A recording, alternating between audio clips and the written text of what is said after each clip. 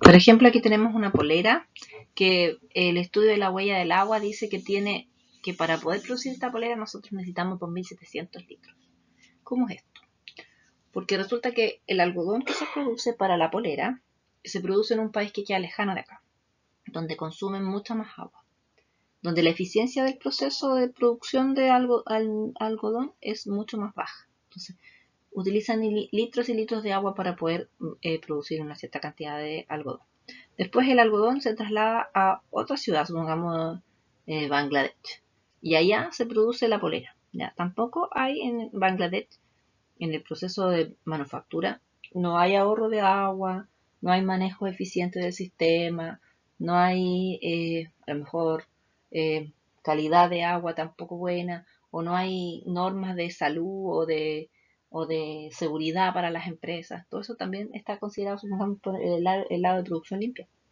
¿Ya? Entonces, también son factores que se tienen que tener en consideración cuando uno está en un proceso productivo. ¿Ya? Esta polera tiene un proceso productivo más largo que lo podría hacer otros tipos de productos, ¿ya? Por eso tiene un tema de alta producción o alto gasto de agua en su proceso. Aquí estamos viendo el caso del azúcar industrializada, la azúcar procesada, que el azúcar procesada requiere de 1.500 litros de agua para producir un solo kilo de azúcar refinada.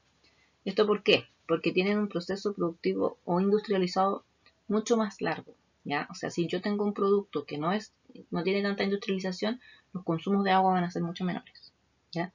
Entonces aquí va una recomendación de consumir productos que sean, como consumidores nosotros, como consumir productos que sean menos elaborados, que tengan menos industrialización, que sean más naturales, porque esos van a tener menos huella de carbono, por lo tanto vamos a estar apoyando al medio ambiente. ¿Ya?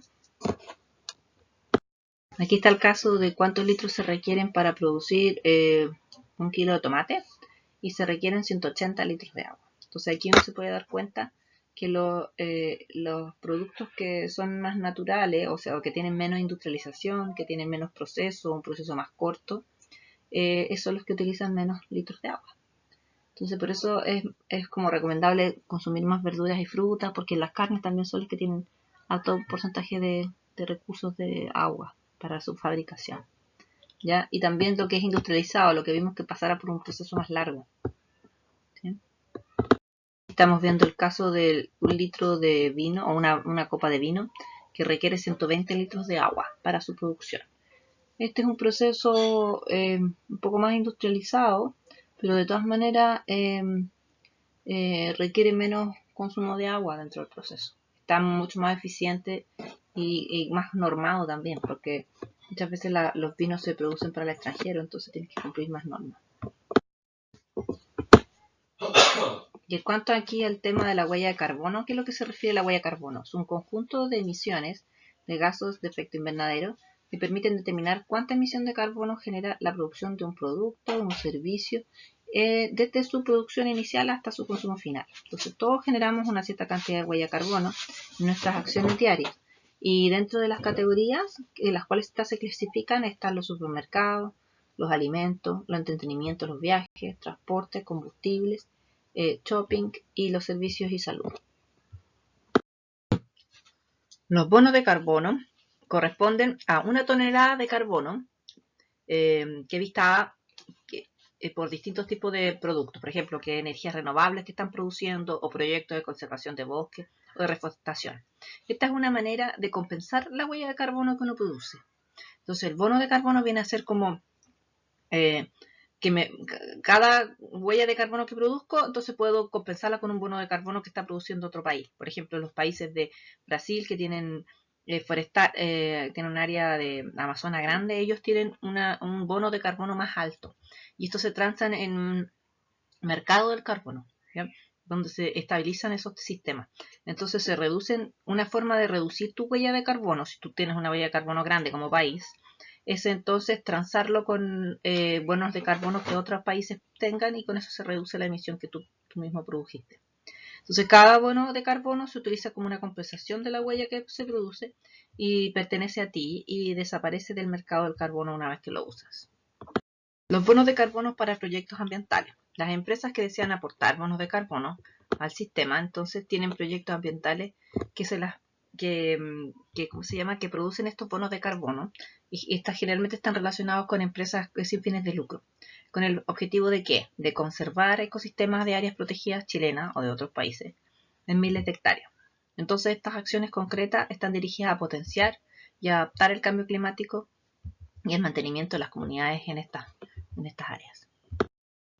Dentro de las conclusiones de esta clase es que los acuerdos de producción limpia son convenios celebrados entre empresas del mismo sector con la Agencia de Sustentabilidad y Cambio Climático, que tienen ciertos objetivos. Dentro de ellos está la de producir metas, tener metas y acciones específicas para cumplir a cierto límite de tiempo, con la idea de reducir el uso de materias primas, reducir el uso de materiales tóxicos y riesgosos para la salud de los trabajadores y aumentar el rendimiento.